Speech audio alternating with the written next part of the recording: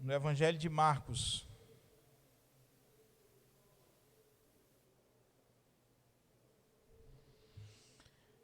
Evangelho de Marcos, capítulo 4.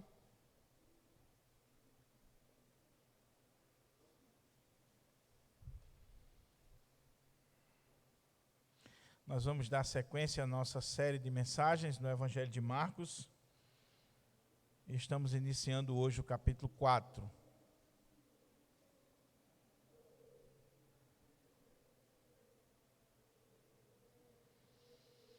Por favor, você que está em casa também, pegue aí a sua Bíblia, aproveite esse momento para meditar na palavra do Senhor. Nós vamos ler, meus irmãos, do verso 1 até o verso 34, que é uma unidade, é um parágrafo, uma perícope completa aqui do Evangelho de Marcos.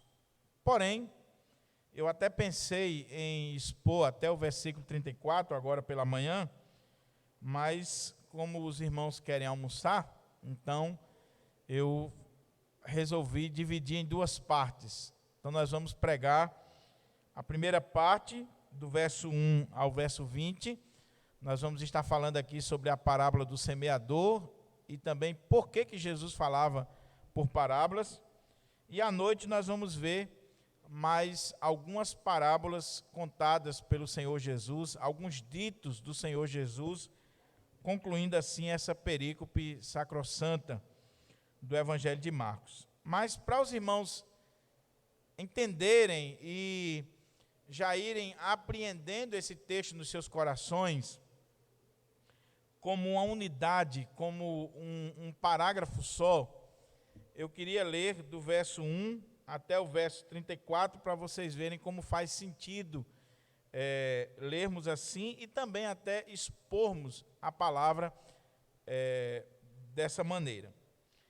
Marcos 4, do 1 ao 34, diz assim: Voltou Jesus a ensinar à beira-mar, e reuniu-se numerosa multidão a ele, de modo que entrou num barco, onde se assentou, afastando-se da praia. E todo o povo estava à beira-mar na praia.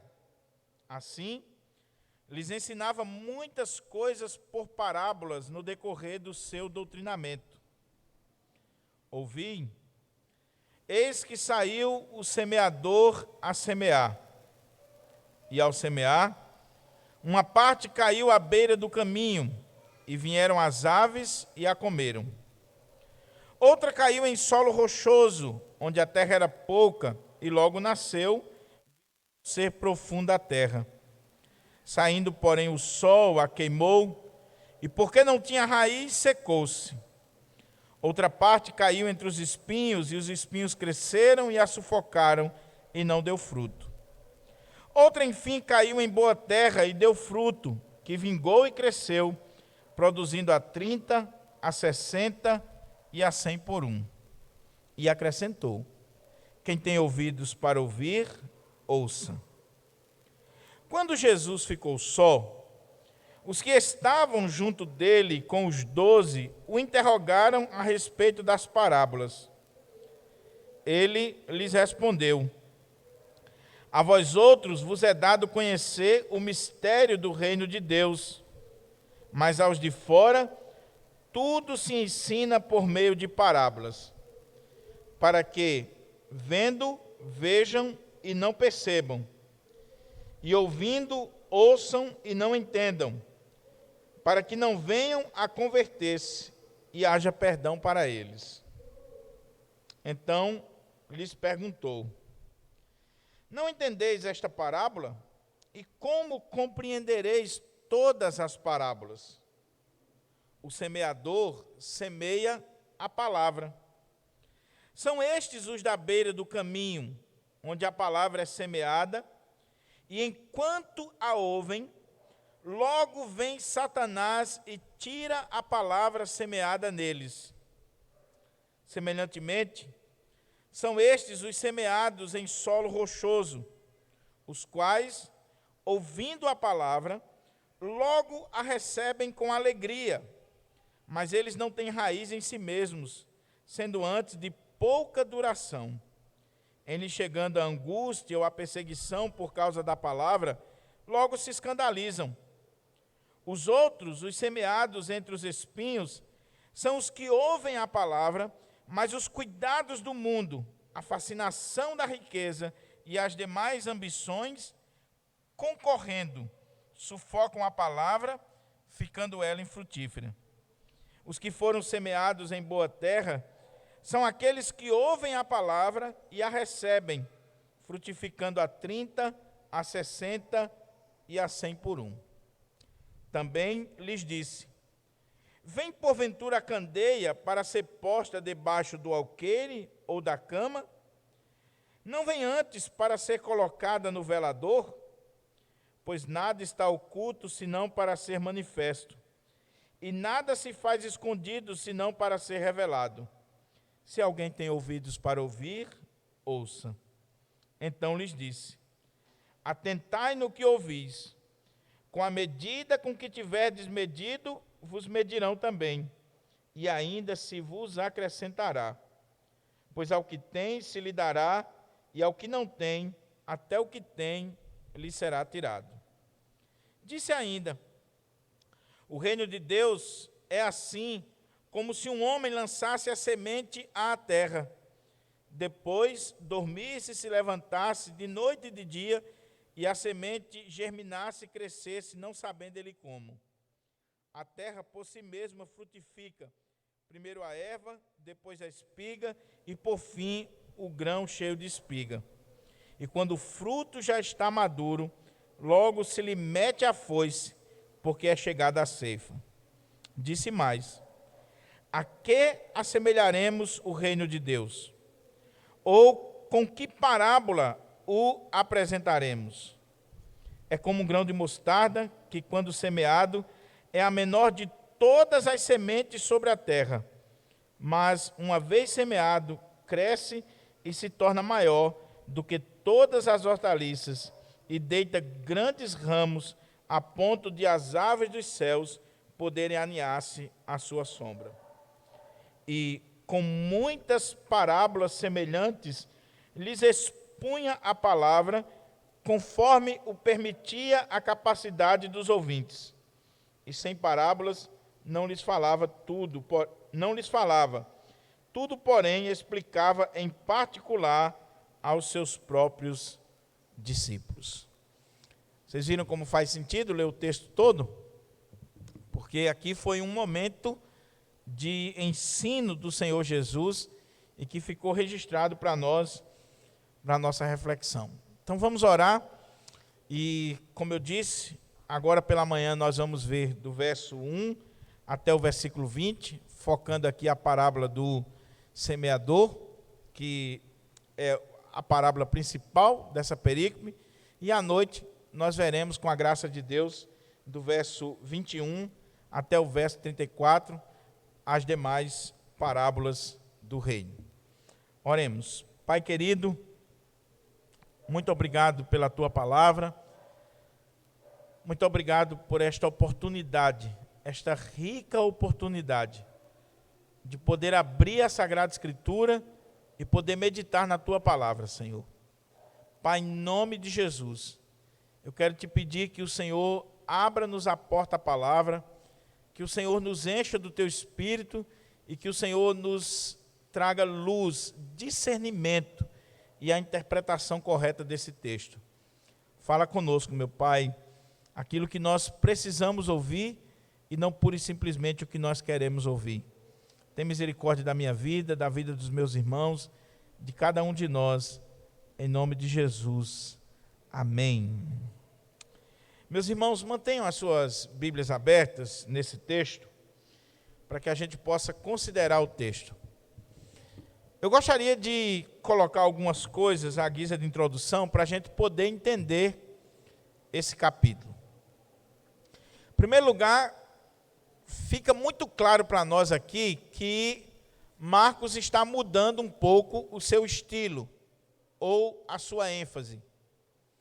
Nós já colocamos diversas vezes para os irmãos que Marcos, ele chama a nossa atenção não para os ensinos de Jesus, mas para as ações, para as curas, os milagres. O evangelho de Marcos é o evangelho da ação. Então, a ênfase do evangelho de Marcos não são os ensinos, diferente, por exemplo, do evangelho de Mateus, que coloca para nós vários blocos de ensinos do Senhor Jesus. Marcos não. A sua ênfase é nas ações, nos milagres, nas curas, nos prodígios que Jesus estava realizando. É o evangelho da ação.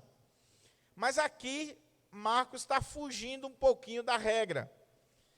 E ele vai dar ênfase aqui no capítulo 4, em boa parte deste capítulo, muito embora ele vai terminar este capítulo com mais uma ação de Jesus, com mais uma demonstração do poder de Jesus. Aqui nós temos Marcos chamando a nossa atenção para o ensino de Jesus. Jesus, ele vai ao mar, mais uma vez ele está à beira-mar, ele pega um barco, ele sobe naquele barco e ele vai pregar a palavra, ele vai ensinar, ele vai doutrinar aquelas multidões que estão vindo ao seu encontro. E Marcos registra aqui os ensinos de Jesus naquele dia. Um dia atarefado, um dia que Jesus enfrentou várias circunstâncias difíceis, mas Marcos vai colocar para nós aqui o ensino.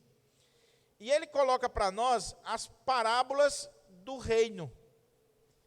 Ele vai mostrar para nós por que Jesus contava parábolas, ensinava por meio de parábolas. Segunda coisa que eu quero chamar a atenção dos irmãos é que nós temos aqui parábolas. E a grande pergunta é, o que é uma parábola? Nós temos aqui as parábolas do reino. Mas o que é uma parábola? A palavra parábola, ela, traduzida de maneira bem fácil e prática, ela traz a ideia de colocar alguma coisa ao lado. Daí, muitos traduzirem essa palavra como comparação. É quando você coloca uma coisa do lado da outra para comparar. Então, aqui Jesus vai contar algumas histórias, ele vai fazer uso de metáforas, de alegorias, de vários recursos de linguagem, para exemplificar. Ele vai pegar coisas terrenas para exemplificar as coisas celestiais, para comparar com as coisas celestiais. E Jesus, ele contava parábolas, ele ensinava por meio de parábolas. Se você olhar nos evangelhos, os evangelhos têm mais de 40 parábolas do Senhor Jesus. Marcos registrou aqui algumas. Mateus já registrou mais, Lucas também. Mas se você for olhar no contexto do ensino de Jesus, com certeza Jesus contou muito mais parábolas do que estão registradas aqui. Ele ensinava por meio de parábolas. A questão é o seguinte, em terceiro lugar, Jesus não tinha mais espaço nas sinagogas. Você lembra do capítulo anterior, Jesus está em conflito com os líderes religiosos, com a sua própria família, que estão achando que ele está doido, com as pessoas que estão ali ao seu redor. E aí Jesus, não podendo mais estar nas sinagogas, Jesus vai, mais uma vez, à beira-mar. E as multidões afluem para ali. Quando você prega numa sinagoga, ou quando você prega numa igreja, você tem um público, em tese, cativo, e que estão prestando atenção. Mas quando você prega ao ar livre, sobretudo na beira da praia, ou no mar, ou no lago aqui, né, como os irmãos sabem que aqui, embora nós tenhamos a palavra mar, mas é um lago de águas doces. Então, quando você prega num lugar assim aberto, o pregador ele tem que ser muito bom para prender a atenção das pessoas. Porque uma coisa é uma pessoa estar numa sinagoga, ela foi para ali pronta para ouvir, ela está sentadinha, esperando a explicação da lei. Outra coisa é você estar ao ar livre, em pé, o pregador tem que ser bom. Então, Jesus está pregando ao ar livre e ele vai fazer uso de parábolas, de ilustrações, de comparações, de figuras de linguagem, e com isso ele chama a atenção dos ouvintes. Porém, muito cuidado com isso aqui, porque eu já vi pedagogo, eu já vi palestras de pessoas dizendo que Jesus contava parábolas para deixar a coisa mais clara, e Jesus era o mestre dos mestres, o maior pedagogo da história, porque ele fazia uso de recursos para exemplificar, deixar a coisa mais clara, e assim que o professor tem que fazer. E a gente vai ver aqui que o propósito da parábola era completamente diferente. Ao invés de abrir o entendimento, o propósito da parábola era fechar o entendimento daqueles que não eram de Deus. Mas o fato é que Jesus está contando parábolas, e parábolas chamam a atenção. Não resta dúvida. Ele está contando histórias, fazendo uso de ilustrações. E essas parábolas que Jesus contou, como eu disse, são as parábolas do reino, onde ele está falando sobre o reino de Deus. E aqui, meus irmãos, é fundamental para nós, e sobretudo à noite, nós vamos ver nas parábolas da candeia, na parábola da semente, na parábola da mostarda, nós vamos ver aqui que o reino de Deus, ele não é percebido a olho nu, ele não é percebido pela inteligência humana, pela sagacidade humana.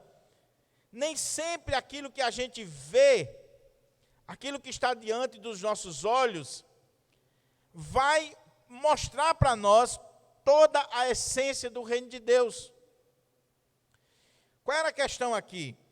Jesus estava pregando a respeito do reino de Deus, que o reino de Deus havia chegado. Mas a pergunta é, então, Senhor, por que tanta perseguição? Por que o Senhor está sendo perseguido até mesmo por sua família? Por que muitos escutam a palavra do reino e não creem, não se rendem, não se dobram? Por que o crescimento é tão lento, é tão devagar? Por que, Senhor? Essas perguntas passavam na cabeça dos discípulos, e a partir de parábolas, a partir de ilustrações, de comparações, Jesus vai mostrar o que é o reino de Deus, como o reino de Deus se expande, e por que algumas pessoas não têm, de fato, um apreço, um apego pela palavra. Por que quando Jesus pregava, alguns se convertiam, se rendiam à palavra do reino, e outros não? É exatamente isso. Então, eu queria chamar a sua atenção aqui, em último lugar, nessa introdução, que principalmente a parábola do semeador, Jesus contou essa parábola e ela tem um contexto. Qual é o contexto? Os capítulos anteriores que mostram a oposição dos líderes religiosos para com o Senhor Jesus. Veja bem, se você prestar atenção, havia uma oposição ferrenha ao Senhor Jesus. Lembra que eu falei que do capítulo 2 de Marcos, versículo 1, até o capítulo 3, versículo 6, nós temos ali pelo menos 5 episódios para mostrar essa oposição crescente ao Senhor Jesus. Então Jesus conta essa parábola do semeador, em primeiro lugar, para falar sobre os líderes judaicos que não acreditavam nele. Por que a palavra não estava fazendo diferença na vida dos líderes judaicos? Segunda coisa, Jesus conta essa parábola para mostrar por que essa palavra chegava nas multidões e nem todos acreditavam. Por que a palavra era semeada? E nos líderes não estavam produzindo fruto, e nas multidões também. É o segundo grupo. Terceiro grupo, Jesus conta essa parábola para mostrar que a palavra faz efeito na vida daqueles que são servos e servas de Deus. Que no caso aqui eram os discípulos, os apóstolos, aquelas pessoas que ouviam, recebiam a palavra, davam crédito à palavra e eram transformadas por essa palavra. Então, o alvo de Jesus, quando ele conta, em especial, a primeira parábola, a parábola do semeador, é alcançar e exemplificar o que estava acontecendo com esses três grupos: a liderança, a multidão e os discípulos. Então, com isso em mente, meus irmãos, vamos olhar para o texto e tirar daqui algumas lições para a nossa vida. Primeira divisão do texto, lembrando que, como eu disse, a perícope, o parágrafo, ele vai do verso 1 ao 34. Então, a divisão seria o seguinte: verso 1 e 2, nós temos aqui uma introdução, onde ele vai falar sobre o cenário dessa sessão de doutrinamento do Senhor Jesus. Do versículo 3 até o versículo 9, nós temos aqui a primeira parábola. Jesus conta a primeira história, faz a primeira comparação. Do verso 10 até o verso 13, nós temos aqui por que Jesus falava por parábolas, e a gente vai ver aqui qual era o propósito. Do verso 14 até o verso 20, nós temos a explicação da parábola do semeador. Do verso 21 até o versículo 32, nós temos mais algumas parábolas para falar sobre o reino. E do verso 33 e 34, nós temos aqui uma conclusão desse momento de ensino do Senhor Jesus. Um detalhe que eu não posso deixar passar: quem estava aqui no culto domingo passado, ou que acompanhou a transmissão, lembra que eu falei que Marcos tem um modelo literário muito interessante chamado a técnica de sanduíche? O que é isso? É quando ele narra uma história, ele abre um intervalo, coloca outra coisa ali no meio e depois ele volta com aquela história. Você consegue ver isso aqui de novo? Vai acontecer a partir de agora no Evangelho de Marcos várias vezes. Então, do verso 1 até o verso 9, nós temos aqui a parábola. Verso 10 até o verso 13, nós temos um intervalo para falar sobre o propósito da parábola. Do verso 14 até o 20, nós temos a explicação da parábola. Está vendo aqui a técnica de sanduíche, o modelo estilístico do evangelista? Então, só um detalhezinho para os irmãos observarem. Então, vamos lá para a introdução, versículo 1 e versículo 2. Voltou Jesus a ensinar à beira-mar, e reuniu-se numerosa multidão a ele, de modo que entrou num barco onde se assentou, afastando-se da praia, e todo o povo estava à beira-mar na praia. Marcos não coloca aqui o contexto, o dia, mas se você ler lá em Mateus capítulo 13, Mateus vai dizer que foi naquele mesmo dia, daquele momento lá, quando a família de Jesus, que é o texto anterior, quando a família de Jesus saíram para o prender porque achavam que ele estava doido. Foi naquele dia de curas, de conflitos com os escribas, com os fariseus, que estavam dizendo que Jesus estava endemoniado, fazendo milagres pelo poder de Beelzebu, e a própria família de Jesus estava querendo prendê-lo. Naquele mesmo dia, Jesus, ele sai daquele ambiente onde ele estava ensinando e ele vai mais uma vez à beira-mar. E diz o texto que ele voltou a ensinar à beira-mar. Ele voltou a fazer o que ele já vinha fazendo em vários momentos nesse evangelho, que é quando ele ia à beira-mar e começava a pregar para as multidões que para ali afluíam. A questão aqui, que não pode passar batido por nós, que muitas vezes passa, é o seguinte: voltou Jesus a ensinar à beira-mar, e reuniu-se numerosa multidão a ele, de modo que entrou num barco, onde se assentou, afastando-se da praia, e todo o povo estava à beira-mar. Jesus, ele não tinha problema com métodos. Ele queria pregar o evangelho. Ele queria semear a palavra, levar a palavra. Então, para Jesus não tinha problema pregar na sinagoga, num templo, numa casa, na rua, à beira da praia, no mar da Galileia. O importante era ministrar a palavra de Deus, levar a palavra de Deus. E aqui o texto é muito interessante, porque diz que ele chega naquele mar, e ele entra num barco, ele entrou num barco, e ele se assentou. Afastaram o barco um pouquinho e ele se assentou. Na cultura judaica, quando um rabino ele se assentava, numa linguagem bem moderna nossa aqui, é como que ele estivesse dizendo assim: dê um zoom para aquilo que eu vou falar para vocês. Preste bem atenção naquilo que eu vou falar para vocês agora.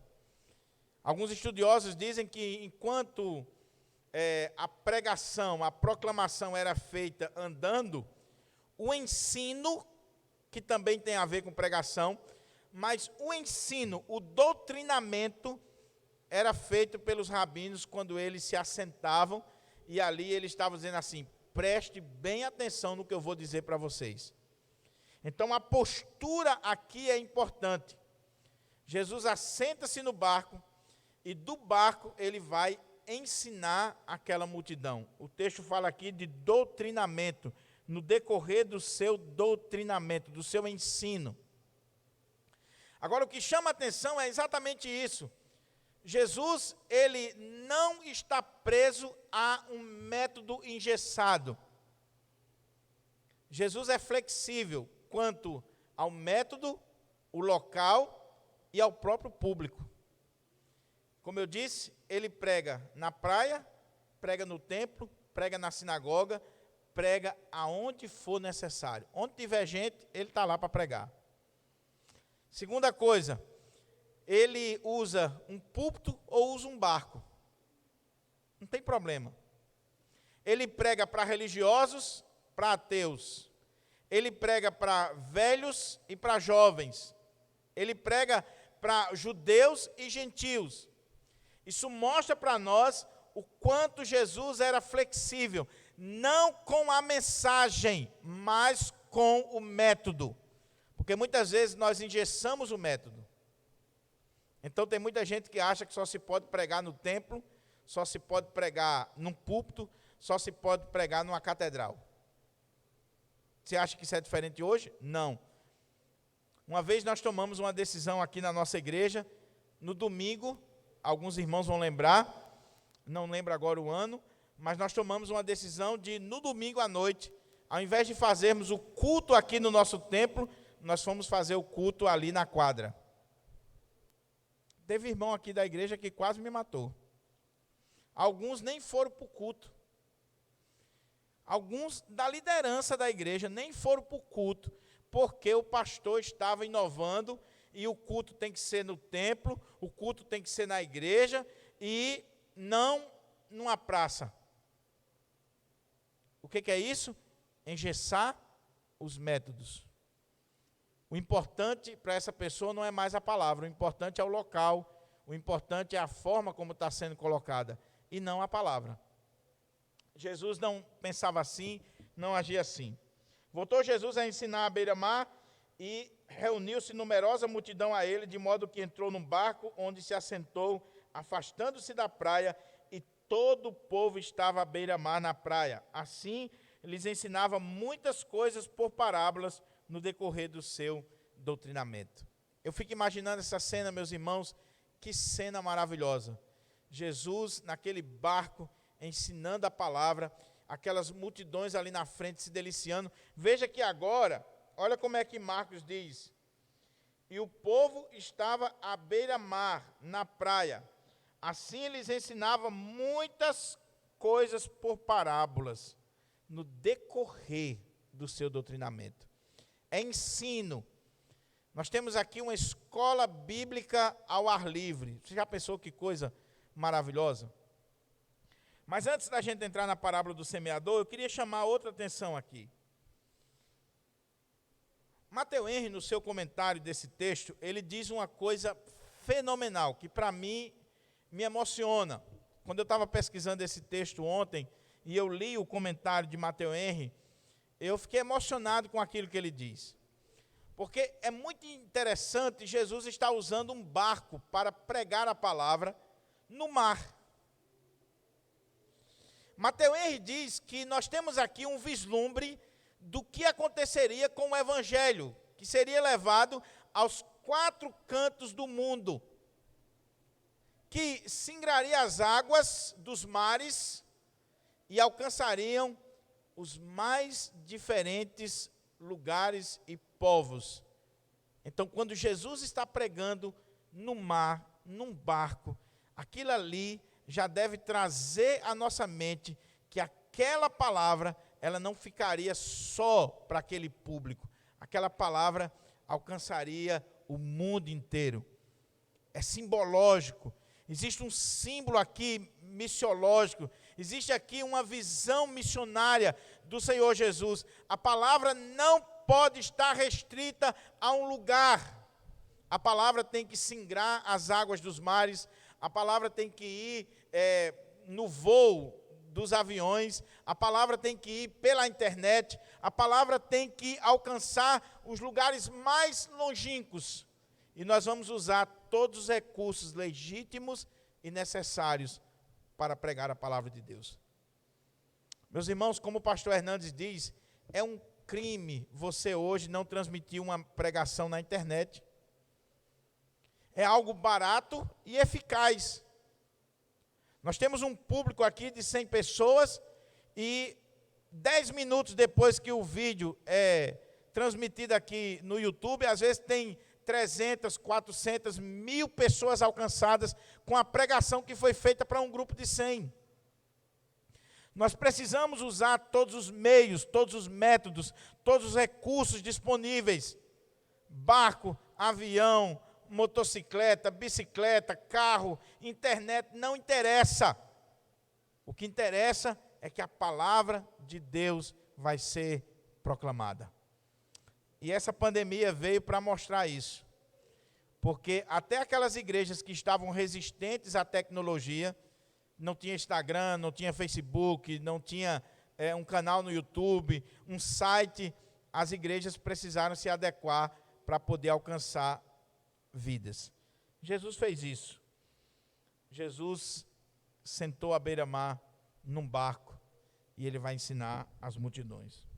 E ali, quando ele está ensinando, ele conta a primeira parábola.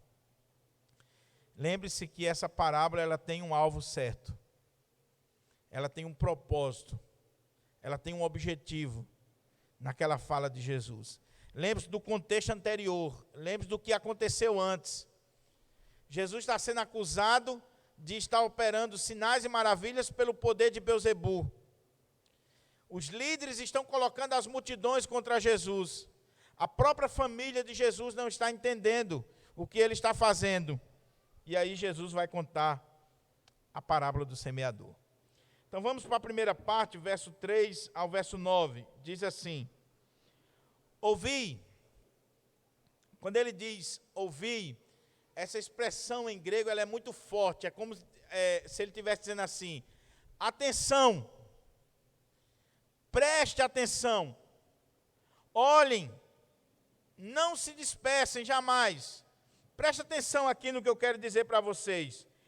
Eis que saiu o semeador a semear. Aquele povo sabia muito bem o que Jesus estava dizendo. A Palestina, nesse período, as suas terras eram agricultáveis. Nós temos aqui um povo agrícola. Um povo que sabia muito bem o que Jesus estava falando.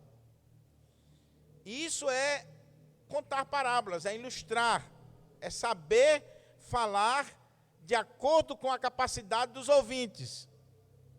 Olha como é que ele diz: eis que saiu o semeador a semear. E ao semear, uma parte caiu à beira do caminho, e vieram as aves e a comeram. Outra caiu em solo rochoso, onde a terra era pouca, e logo nasceu, visto não ser profunda a terra. Saindo, porém, o sol a queimou, e porque não tinha raiz, secou-se. Outra parte caiu entre os espinhos, e os espinhos cresceram e a sufocaram, e não deu fruto. Outra, enfim, caiu em boa terra e deu fruto, que vingou e cresceu, produzindo a 30, a 60 e a 100 por um. E acrescentou: quem tem ouvidos para ouvir, ouça. Essa é a história. Eu fico imaginando os discípulos, a multidão, os líderes religiosos, ouvindo Jesus contar essa parábola, narrar isso aqui. Algo que eles conheciam muito bem. Talvez eles estavam vendo. Talvez eles estavam até visualizando essa imagem. E a pergunta é: onde é que ele quer chegar com isso? Nós sabemos o que é um semeador, nós sabemos o que é uma semente, nós sabemos o que é semear um solo, nós sabemos disso, mas aonde ele quer chegar? Algumas coisas chamam a nossa atenção aqui, meus irmãos. Primeiro, Jesus está falando de um semeador. Alguns estudiosos querem dizer que aqui nós temos a figura do fazendeiro. E algumas traduções da Bíblia até colocam isso, fazendeiro. Mas o fazendeiro não era aquele que ia lá botar a mão na massa. Aqui é o semeador. Era aquele que pegava ali uma espécie de sacola, colocava aqui a tiracolo e saía jogando as sementes, semeando o campo.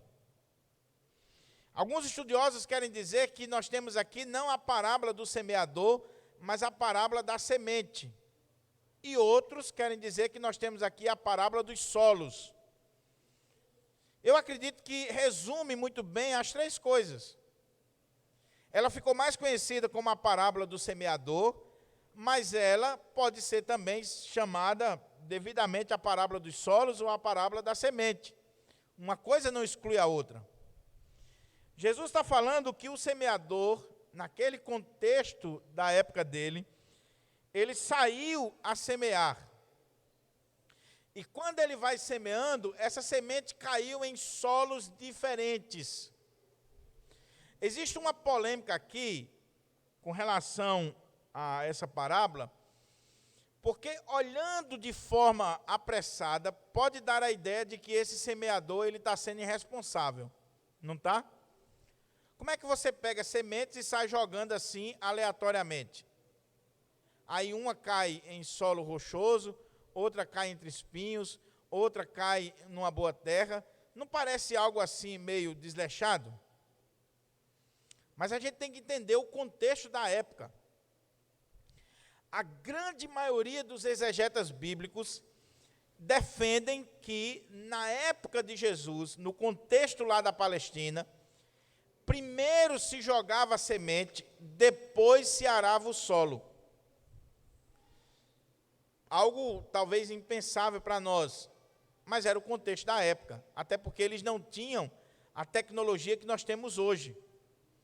Então, o semeador, ele saía com a sua sacola de sementes no campo, naquele campo ali que ele tinha para plantação, e ele ia jogando as sementes. Depois que ele jogava as sementes, eles vinham com o animal e o arado, feito de madeira, e saía fazendo sulcos na terra e revirando aquela terra, e depois aguava, e aí aquelas sementes iriam brotar. Era o contexto da época. Jesus diz que, à medida que ele foi semeando, uma parte da semente caiu à beira do caminho. Ele está jogando as sementes. Os caminhos, na época, eram por dentro das plantações, não passava de lado, eram por dentro. Então, algumas sementes caíram à beira daqueles caminhos que eram feitos dentro das plantações. Aquela semente que caiu à beira do caminho, as aves vieram e comeram. Lucas vai acrescentar que a semente que cai à beira do caminho, ela também foi pisada pelos homens. E isso aqui vai ter um sentido importante lá na frente. Outra caiu no solo rochoso, onde a terra era pouca, e logo nasceu, visto não ser profunda a terra. Ele estava semeando, jogou a semente, mas embaixo tinha pedras. Lá em Israel é muito comum as pedras. Então, aquele homem foi jogando, a semente bateu ali, nasceu. Mas como embaixo tinha pedras, então, logo o sol vai fazer com que aquela semente, ela perca a umidade e ela venha a morrer. Também diz o texto que outra parte caiu entre espinhos, os espinhos cresceram, sufocaram e não deu fruto. Mais uma vez, lembre-se do contexto da época. Outra, enfim, caiu em boa terra e deu fruto, que vingou e cresceu, e produziu a 30, a 60 e a 100 por um. E acrescentou, quem tem ouvidos, ouça. Prestem atenção. Jesus está dizendo para aquela multidão ali, e em especial para os seus discípulos, o seguinte: eu estou contando essa história para vocês, prestem bastante atenção. Quem tem ouvidos para ouvir, ouça. Aí o texto diz que quando Jesus ficou só, quando ele despediu as multidões, quando ele já estava em casa, quando Jesus ficou só, os que estavam junto dele com os 12 o interrogaram a respeito das parábolas. Porque naquele dia Jesus não contou só a parábola do semeador, ele contou outras parábolas, e Marcos registrou aqui mais 4. Então, as pessoas que estavam com os discípulos, com os apóstolos, um grupo que estava ali com Jesus, perguntou a ele, questionou ele a respeito do significado das parábolas. Os demais evangelhos colocam que eles fizeram 2 questionamentos. O primeiro era: por que o Senhor fala por parábolas? Senhor, nós não estamos entendendo, por que o Senhor está usando agora esse recurso de parábolas? Onde é que o Senhor quer chegar com isso? E a segunda coisa é, qual o significado desta parábola do semeador? Qual o significado? Porque era algo muito comum para eles. Jesus estava contando algo muito comum, do dia a dia deles. A questão é, o que isso tem a ver com o reino de Deus? Qual o significado desta parábola? Ele lhes respondeu: a vós outros vos é dado conhecer os mistérios do reino de Deus, mas aos de fora, tudo se ensina por meio de parábolas. Aí olha como é que ele continua: para que, vendo, vejam e não percebam, e ouvindo, ouçam e não entendam, para que não venham a converter-se e haja perdão para eles. Então lhes perguntou: não entendeis esta parábola? E como compreendereis todas as parábolas? Jesus vai falar aqui por que ele estava ensinando por meio de parábolas e qual o significado da parábola do semeador. Mas um ponto aqui é, por que Jesus contava parábolas? Para ilustrar?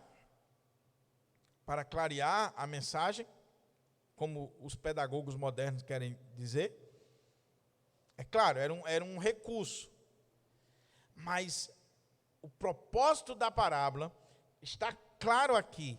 Para mim não interessa qual é a sua linha teológica, para mim interessa o que o texto diz.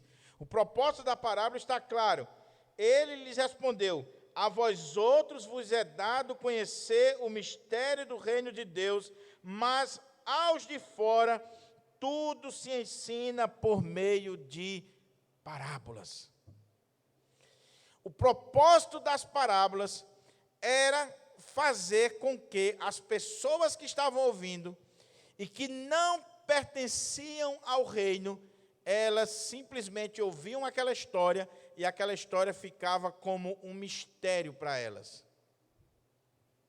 algo oculto. O que é um mistério? É algo que não foi revelado. Mas aos discípulos, aos apóstolos, aqueles que pertenciam ao reino, Jesus revelava os mistérios do reino de Deus. Então a parábola, ela tinha dois propósitos principais. O primeiro, ocultar o reino daqueles que não faziam parte do reino. Segundo, esclarecer o reino para aqueles que faziam parte do reino. Porque eles tinham uma interpretação em particular. A interpretação era dada por Jesus a eles. Talvez quando a gente olha esse texto, meus irmãos, principalmente numa cultura pós-moderna como nós estamos vivendo, a gente diga assim: como é que pode isso, pastor? Jesus, que é bom, maravilhoso, ele está pregando, e o propósito dele em contar parábolas é fazer com que aquelas pessoas não entendam o que ele está dizendo. É isso mesmo? É isso mesmo. Esse era o propósito. Mas isso não é maldade?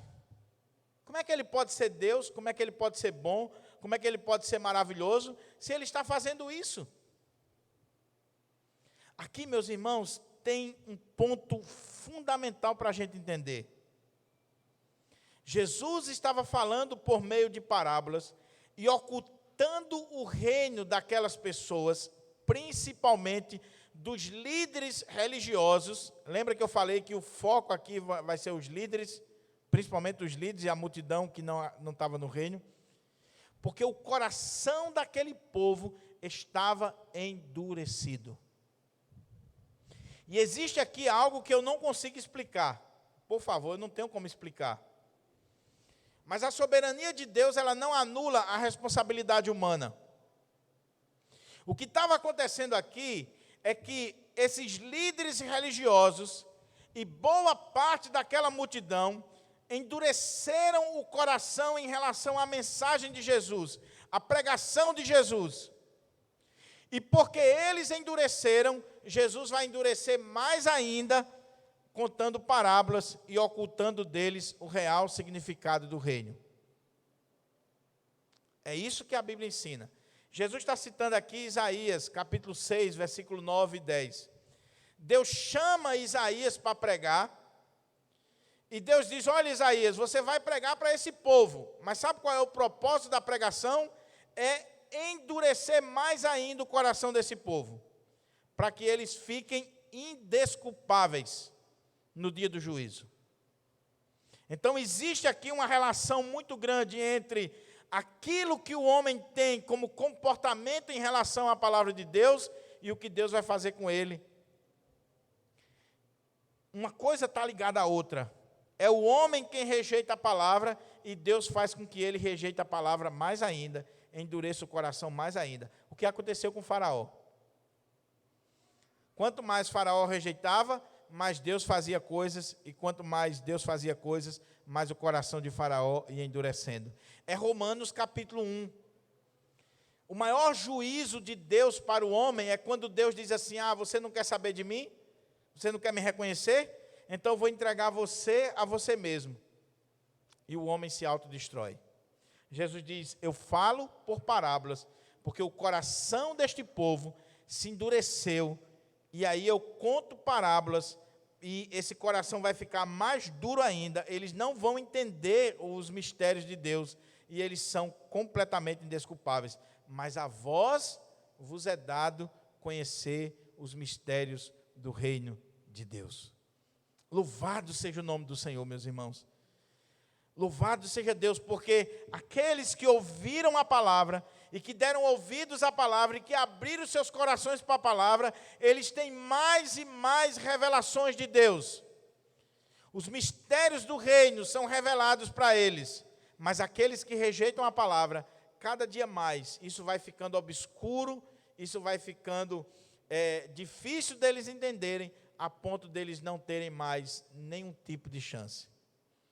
Então Jesus diz: olha, a vós outros vos é dado conhecer os mistérios do reino de Deus, Mas aos de fora, aqueles que não pertencem ao reino,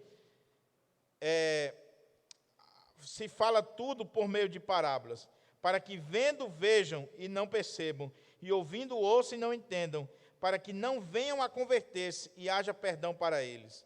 Então lhes perguntou: não entendeis esta parábola? E como compreendereis todas as parábolas? Vocês são do reino, a vocês é dado conhecer os mistérios. Vocês não entenderam o que eu acabei de dizer? Vocês não entenderam o que eu estou revelando para vocês? Então eu vou explicar para vocês. Eu vou abrir o entendimento de vocês. Meus irmãos, você já pensou que privilégio é isso aqui? Porque veja bem, entender os mistérios de Deus, o reino de Deus. Mistério aqui, meu irmão, por favor, não é uma coisa misteriosa. Não venha querer criar coisa em cima do texto. É simplesmente algo que não foi revelado. E o que não tinha sido revelado para aqueles líderes e para aquela multidão? E que foi revelado para os apóstolos? E que foi revelado para mim e você? Que Jesus Cristo é o Messias, é o enviado de Deus. Que quando Jesus nasceu, o reino de Deus está entre nós. O reino de Deus está sendo implantado. Aqueles líderes religiosos, aquelas multidões em Israel, não se aperceberam disso, não notaram isso, era um mistério para eles. Estava oculto para eles, mas para os apóstolos e para alguns discípulos que já estavam caminhando com Jesus, o Senhor já tinha revelado aquele mistério. E eu espero que para você também, que isso não seja algo oculto, mas que seja algo que já está revelado no seu coração. E aí, após Jesus falar sobre isso, sobre o propósito da parábola, ele vai explicar a parábola do semeador.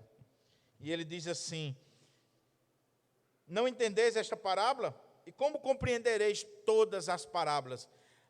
Aqui nós temos a chave de que a parábola do semeador, ela é como que uma chave hermenêutica para todas as outras parábolas. Ela abre todas as outras parábolas, de maneira que você precisa entender ela para entender as outras. E aí Jesus coloca assim: o semeador semeia a palavra. Quem é o semeador? O semeador é aquele que semeia a palavra de Deus. Eu não estou falando de um semeador natural, eu não estou falando de um fazendeiro, eu não estou falando de um agricultor. Eu estou falando daquele que prega a palavra aqui como a semente. Eu estou falando do pregador, do proclamador da palavra. A questão é, quem é esse semeador? Esse semeador é Cristo. Esse semeador é o Senhor Jesus, que estava pregando a palavra, ministrando a palavra, desvendando os mistérios do reino, e aqueles homens estavam dizendo assim: ele está possuído por Belzebu, ele está pelo maioral dos demônios, a família dele achando que ele estava doido. Mas Jesus está dizendo: eu não estou doido, eu não estou possuído por demônios, eu sou o semeador que está semeando a palavra do reino, a palavra de Deus. O semeador é aquele que semeia a palavra, que no caso aqui é Cristo. E por extensão, todos nós, pastores, presbíteros, diáconos, missionários, evangelistas, pregadores itinerantes, que levam a palavra de Deus. Mas a questão é, então, Senhor, se o Senhor é o semeador que semeia a palavra, e que essa palavra é pregada com autoridade, com poder, por que muitas pessoas não se convertem? Por que muitas pessoas escutam a palavra e elas não tomam uma decisão na vida? Aí Jesus vai explicar dizendo o seguinte: é porque existe 4 tipos de solo, existe 4 tipos de corações, 4 tipos de pessoas. A palavra é a mesma, o semeador é o mesmo, todas as condições para a semente germinar são dadas, mas existe 4 tipos de corações, e eu preciso saber disso quando eu estou semeando a palavra de Deus. Primeiro tipo é esse aqui. Olha como é que ele diz. São estes os da beira do caminho, onde a palavra é semeada, e enquanto a ouvem, logo vem Satanás e tira a palavra semeada neles. Quando você semeia a palavra, Jesus disse que a semente caía à beira do caminho. Lucas acrescenta um detalhe de que aquela semente que caiu à beira do caminho, ela foi pisada pelos homens. E a semente que foi pisada pelos homens é aquela que é comida pelas aves. E as aves, na época, tinham símbolo de demônios, que Jesus vai colocar aqui. Vem Satanás e tira a palavra. Se você quer ler um sermão, uma obra extraordinária sobre a parábola do semeador, eu queria recomendar aqui uma leitura para você. Leia o sermão de Antônio Vieira, chamado O Sermão da Sexagésima, pregado em 1643 ou 49. É o sermão com que Antônio Vieira abre o seu sermonário. E ele expõe essa parábola em detalhes, palavra por palavra. É muito usado nos cursos de língua portuguesa e outros cursos aí na universidade, para se aprender a arte de pregar ou de retórica, de ensinar. Antônio Vieira diz o seguinte: não é interessante que a semente que é arrebatada por Satanás é aquela que é pisada pelos homens? Você já pensou, quando a palavra é pregada, quando a palavra é semeada, e os homens pisam, zombam, como se ela estivesse à beira do caminho, é exatamente nesse grupo que Satanás atua? Os líderes religiosos, eles estavam recebendo a mesma palavra que os apóstolos, que as multidões, eles estavam recebendo o mesmo sermão, só que eles criticavam, zombavam, pisavam, estavam atribuindo a Belzebu. E Jesus disse que essa semente que caiu à beira do caminho, que são esses corações duros, caminho é porque as pessoas pisavam, o chão está batido, está duro, a semente não conseguiu nem penetrar na terra. E aí o que diz o texto? São estes os da beira do caminho, onde a palavra é semeada. Enquanto a ouvem, vem Satanás e tira a palavra semeada neles. Há pessoas, meus irmãos, que estão ouvindo a pregação da palavra de Deus, a semente sendo semeada, e veja aí, enquanto ela está ouvindo, o diabo já está vindo e arrebatando a semente que é para ela não se converter. Você já pensou sobre isso? Aquele cara que entra aqui na igreja e ele começa a ouvir a pregação e ele diz: não, isso aí é muito simples. Ele é doutor, ele é filósofo, ele é isso, ele é aquilo outro, e ele começa a questionar a palavra, pisar a palavra, e aí Satanás diz: é isso mesmo, deixa eu tirar a palavra de você aqui, e essa pessoa não se converte. Eram os líderes, representados aqui, os líderes, mas pode ser qualquer um de nós. Dr. Augusto Nicodemos, pregando esse texto, ele usa uma ilustração interessante. Ele disse: imagine você veio para a igreja, e você participou do culto, e você está ouvindo a palavra de Deus, e você, na hora que você está ouvindo a palavra de Deus, a alegria no seu coração, a palavra, porque a palavra é poder, a palavra de Deus é maravilhosa. Aí quando você sai ali na porta, saiu na porta, um amigo diz assim: fulano, vamos tomar uma? Rapaz, eu não vi você nunca mais, vamos tomar uma ali? Aí você diz: vamos, pronto. Já esqueceu a palavra, o diabo já arrebatou a palavra que você ouviu, e aquela ali já se perdeu. São estes os da beira do caminho, onde a palavra é semeada. Enquanto a ouvem, logo vem Satanás e tira a palavra semeada nele. Olha o logo. O diabo tem pressa de roubar a palavra dos corações, das mentes, das vidas das pessoas. Da vida das pessoas. Às vezes a gente brinca demais, meus irmãos, com as coisas. Às vezes a gente brinca demais. Eu não tenho dúvida que Satanás pode pegar e dizer assim: naquele domingo de manhã, que vai ser exposta a parábola do semeador, eu vou botar um carro de som só para atrapalhar a pregação. Ou você acha que não pode acontecer isso? Quando o Glória estava dando uma palavra um dia desse no evento, o menino estava brincando ali, ela disse, pode ser Satanás perturbando aqui. Era o filho dela que ela estava falando. Pode estar sendo usado pelo diabo. A gente se escandaliza. Mas cuidado, porque tem um hino que diz assim, quando eu cheguei aqui, meu Senhor já estava. Mas não tenha dúvida que Satanás também está.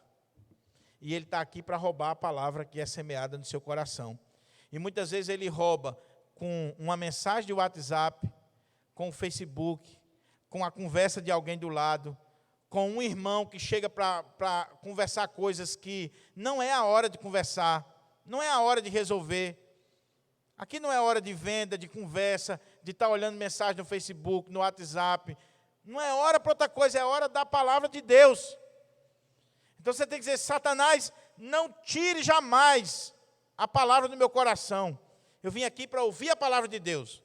Conversar depois do culto. Olhar a mensagem do celular depois do culto. Depois que eu ouvir a palavra. Mas você está ouvindo a pregação, daqui a pouco o celular.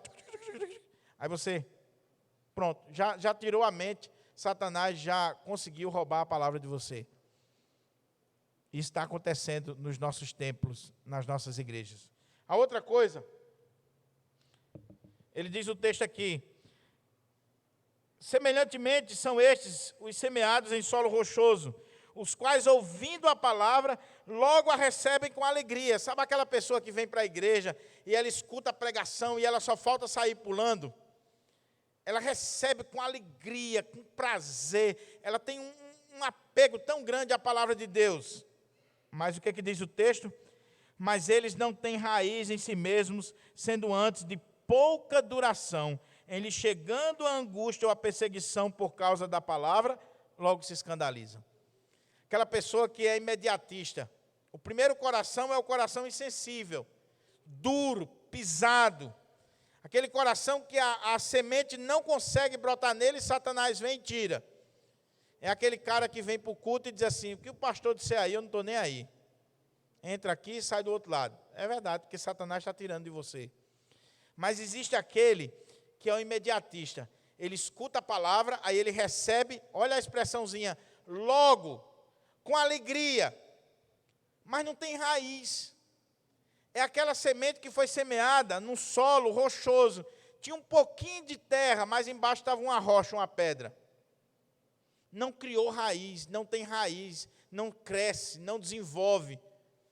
Sabe aquela pessoa que está na igreja há 10, 15, 20 anos, mas é a mesma pessoa de 20 anos atrás?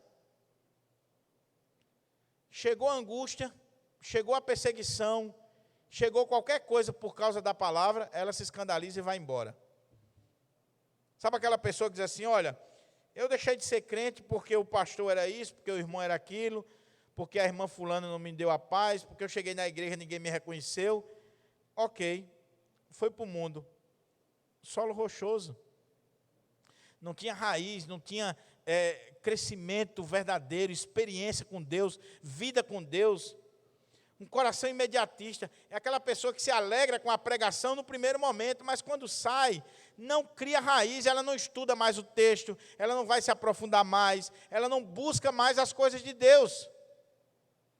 Meus irmãos, a igreja está cheia desse tipo de gente. Imediatista, pastor, que palavra, que sermão. 15 minutos depois, vai ver o que ela está conversando. Futebol, política, as coisas do mundo. Aí sabe o que acontece? Na hora que recebe um diagnóstico sombrio, na hora que perde o emprego, na hora que perde um parente, na hora que passa uma dificuldade, ela quer se desviar, ela se afasta do evangelho. Por quê? Porque ela não tinha raiz. Não tinha raiz, não tinha profundidade, não tinha firmeza. O que tem de gente assim na igreja, fraquinho, meu Deus do céu, sem raiz, não tem mais para onde ir, não tem mais o que fazer. São os imediatistas. Caminhando, aí ele diz assim, ele chegando à angústia ou à perseguição, por causa da palavra, logo se escandalizam. gente que se desvia, que se escandaliza, que sai da igreja por qualquer coisa, qualquer motivo. Os outros, os semeados entre os espinhos, são os que ouvem a palavra, mas os cuidados do mundo, a fascinação das riquezas e as demais ambições, olha a expressão que ele usa, concorrendo com quem? Com a palavra, sufocam a palavra e fica infrutífera. Aqui são os materialistas. Sabe aquelas pessoas que elas estão ouvindo a palavra, é a mesma palavra. O semeador é até o mesmo. E ela está ouvindo a palavra de Deus. Os outros, semelhante a estes, entre os que são os semeados entre os espinhos, são os que ouvem a palavra, ela escuta a palavra, ela gosta da palavra. Porque, como eu disse, meus irmãos, a palavra de Deus é algo maravilhoso. É poderosa. Quando você escuta a palavra, realmente a palavra de Deus, aquilo queima no seu coração. Aí, a pessoa escutou a palavra. Mas o que diz o texto? Os cuidados do mundo, a fascinação das riquezas, as demais ambições sufocam a palavra no coração dela. Você conhece gente assim? Só é o que tem hoje, meus irmãos. E não é um fenômeno moderno, não. Já existia na época de Jesus. Aquelas multidões, tinha gente ali que estava ouvindo a palavra, maravilhada com a palavra, receberam aquela palavra, mas daqui a pouco dá um startzinho nela. Eita, eu tenho que me preocupar com o barco, com a pesca, com ganhar dinheiro. Será que o pastor não vai terminar o culto mais cedo? Não, porque eu tenho que ganhar dinheiro. Lá no texto do profeta Amós diz que o povo dizia assim: quando é que vai acabar esse dia do Senhor? Quando é que vai parar essa cerimônia? Porque a gente precisa ir negociar, agir de forma enganosa. Quando é que vai parar? Pessoas materialistas, pessoas que vivem para o dinheiro. Aí eles escutam a palavra entra no coração deles, mas os espinhos da riqueza, dos bens materiais, das demais, olha como é que ele coloca, das demais ambições, vão sufocando a palavra de Deus. Meus irmãos, essa igreja hoje aqui poderia estar o triplo do que ela está hoje. Por que não está? Porque as pessoas estão mais preocupadas com os cuidados desse mundo, com as riquezas, com os bens materiais, com as ambições da vida, do que com a palavra de Deus. Ela até gosta da palavra de Deus, mas desde que a palavra de Deus não impeça ela de ganhar mais um dinheirinho, de ter mais um emprego, de ter mais alguma coisa. É triste, meus irmãos, mas é verdade. Havia gente ali ouvindo Jesus, como o jovem rico, que disse assim: olha, Senhor, eu vou seguir o Senhor para onde o Senhor for. Tem certeza? Tenho. Então fala o seguinte: vá, venda tudo que tem, dê aos pobres, e você vai ter um tesouro no céu. Aí você vem e segue. O jovem saiu triste porque era dono de muitas riquezas. Aquele jovem não é diferente de mim e de você. Se a gente não tiver cuidado, os cuidados do mundo, as riquezas, as ambições desta vida vão sufocar a palavra no nosso coração. Deixa eu dar um exemplo para clarear, para a gente caminhar para a conclusão. Eu estava ouvindo o pastor Sérgio Lira um dia desses, pregando uma mensagem, e ele usou um exemplo fascinante. Fascinante. Ele disse assim: você já pensou se os crentes estudassem a Bíblia com o mesmo empenho que eles estudam para concurso? Você já pensou? Quem já estudou para concurso aqui? Já estudou para concurso? Já entrou de madrugada estudando? Já passou o final de semana estudando? Já deixou de ir para a casa da namorada para estudar? Já deixou de ir para a praia para estudar? Já deixou de fazer uma série de coisas para estudar? De assistir a Netflix para estudar? Por quê? Você sabe por quê? Você estava de olho no contra-cheque do concurso que você ia fazer. Vou ganhar 10 mil reais. Para ganhar 10 mil reais todo mês, compensa você deixar de ir para a casa da namorada, você deixar de ir para a praia, você estudar 8, 10 horas por dia, sem sair de casa, com um bumbum na cadeira, com a cara no livro, estudando para passar no concurso. Eu pergunto, você já fez o mesmo com a palavra de Deus? Não, pastor, é fanatismo. Por que é fanatismo? Por que para Mamon não é fanatismo, mas para a palavra de Deus é fanatismo? Já parou para pensar? Quando foi a última vez que você tirou assim um dia para estudar a Bíblia? Agora, sabe o que acontece? Você escuta a Bíblia no domingo, durante a semana é só envolvido com as coisas do mundo, os espinhos do mundo vão sufocando a palavra que está no seu coração, e ela vai ficando infrutífera. Oh, meus irmãos, por dinheiro se faz tanta coisa. Às vezes eu olho assim e eu digo, meu Deus, como é que a pessoa é capaz de fazer isso? Como é que a pessoa é capaz de fazer isso?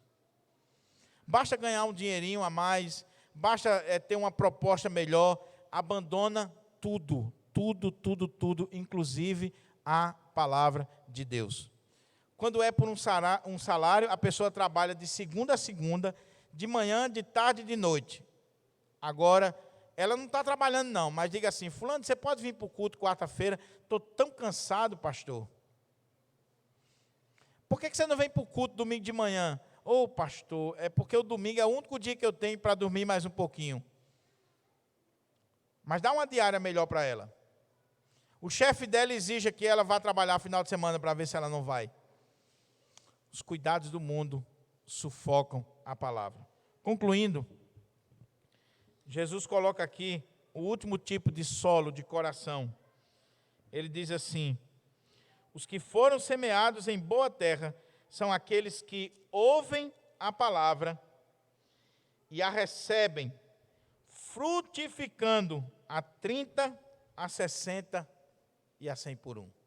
Esses são os discípulos, são os apóstolos, são os de dentro, são os que pertencem ao reino. São aqueles que escutam a palavra, recebem essa palavra, e essa palavra produz fruto na vida dele, porque ele deu prioridade a essa palavra. Eles vão produzir frutos. Os apóstolos produziram frutos. Eles receberam a palavra, eles foram transformados pela palavra, e eles saíram pregando essa palavra e dando frutos e mais frutos para a glória de Deus. Eu pergunto, você que tem escutado a palavra aqui, domingo após domingo, ou você que está me ouvindo, você tem dado frutos como resultado da palavra que você está ouvindo? A palavra de Deus, ela impactou a sua vida a tal ponto que transborda em você e você dá frutos para a glória de Deus? Ou essa palavra está sufocada, já morreu, ou ela está sendo tirada de você por Satanás? Eu concluo com algumas aplicações, só comentando para os irmãos. Primeiro, vamos ser mais abertos a novos métodos de pregação, de evangelismo, de levar a palavra de Deus. Como eu disse, vamos usar todos os meios, todos os recursos lícitos, legais. Um barco, um púlpito, uma igreja, um banco da praça, não interessa. A internet, vamos usar todos os meios para alcançar pessoas. O nosso alvo são pessoas. Nós não vamos mudar a mensagem, mas os métodos, as estratégias, nós podemos mudar sim e negociar sim, desde que sejam legítimos e para a glória de Deus. Segunda coisa, meu amado irmão, você, olhando para esse texto, em que categoria você está? Como é que você se avalia? Você tem escutado a palavra de Deus diuturnamente? Você se encanta com a palavra, você se alegra com a palavra, você se regozija com a palavra, glória a Deus. A pergunta é, essa palavra está produzindo fruto? Está transformando a sua vida? ela está melhorando você, ela está mudando seu casamento, está mudando sua casa, a sua história, porque se ela não estiver fazendo isso, então, meu irmão, você está se enganando. Ou o diabo está tirando a palavra que foi semeada de você, ou essa palavra está morrendo dentro de você porque está faltando raiz. Você precisa criar mais raízes, se aprofundar mais. Você precisa ter mais compromisso com Deus, com a palavra de Deus, com a oração, buscar mais o Senhor, para que essa palavra crie raiz dentro de você. Ou então, você precisa dar uma olhadinha nas suas prioridades. O que é prioridade para você? O reino de Deus ou as coisas do mundo? O que é prioridade para você? A palavra de Deus ou as riquezas, as ambições, os cuidados deste mundo? Quando você vir para a igreja, meu irmão, deixa a conta lá do lado de fora, deixa as preocupações lá do lado de fora. Se for possível, deixa o celular lá no carro. O arcanjo Miguel não vai ligar para você. Jesus não vai falar com você através do celular. Ah, pastor, tem urgência. Ok, então deixa no silencioso. Mas só olhe de fato se for uma urgência. Não fique ouvindo a pregação e daqui a pouco dando uma olhadinha no WhatsApp. A sua mente distraída. Em nome de Jesus. Não aceite ninguém chegar perto de você para roubar de você a palavra. Seja chato mesmo. Eu aprendi isso com minha mãe. Minha mãe, se ela estiver na igreja ouvindo a palavra de Deus, não vá falar com ela que você leva um batido. Só se for alguma coisa muito urgente. Então, priorize, irmãos, porque às vezes a gente vem para a igreja e a mente está lá fora. Você veio para a casa de Deus, ouvir a palavra de Deus, se prepare, escute a palavra do Senhor com todo o seu coração, com todo o seu ser. E a outra coisa, se você pertence ao reino e você está dando frutos, glorifica o nome do Senhor, a glória não é sua. Se a palavra está produzindo em nós alguma coisa, se nós estamos frutificando, meu irmão, a semente quem faz brotar é Deus, quem semeia é o Senhor, as condições climáticas quem dá é o Senhor, é Ele que frutifica, então a glória é dele, não é nossa. Não é nossa.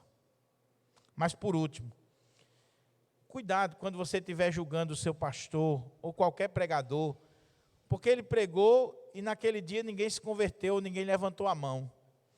A gente tem a tendência de colocar a culpa da falta de crescimento da igreja no pastor. É porque o pastor não está ungido, é porque o pastor não tem o Espírito Santo, é porque o pastor não sabe pregar. Meu irmão, quando a palavra é pregada, ela tem dois propósitos que nós vimos aqui. O primeiro propósito é salvar. Quando eu prego aqui, a palavra de Deus, ela salva. Mas ela tem um segundo propósito, é condenar. Há pessoas que vão entrar aqui, vão ouvir a pregação, e elas não vão levantar a mão não, elas vão sair daqui com raiva. Elas vão sair daqui odiando o pregador, o semeador e a palavra. E aquilo ali era simplesmente para confirmar a condenação dela. Ela nunca vai ter desculpa diante de Deus. Então não coloque o crescimento da igreja nas costas do semeador. O semeador ele tem que ter uma coisa, ele tem que ser fiel.